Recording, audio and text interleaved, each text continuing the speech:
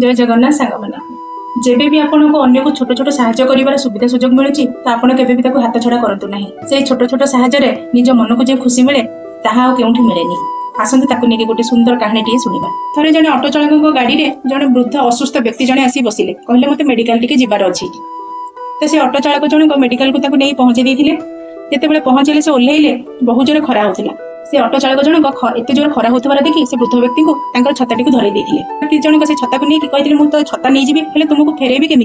तो से ऑटो चालक जनक कहते मत फेरवा किसी आवश्यकता नहीं आपड़ देखिए जहाँ को छताटी आवश्यकता थी से छता को देदेवे। वृद्ध व्यक्ति जनक हस्पिटाल फेरुवा रास्तार देखिले जड़े भिकारी मंदिर सामने बहुत खरारे बसी तो से भाविले मत छता भिकारी को अधिक दरकार से छताटी को भिकारी को धरई देते। भिकारी बहुत खुशी हो जाता आ भिकारी जिते घर को फेरुला से देखला गोटे छोट छुआटी स्कूल रू फेरुची भीषण खरा होती से भिकारी भाभी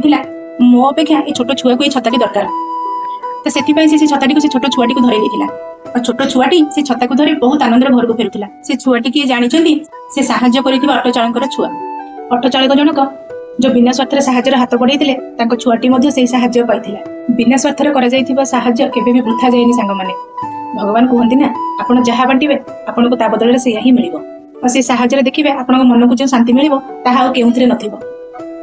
जय श्री कृष्ण।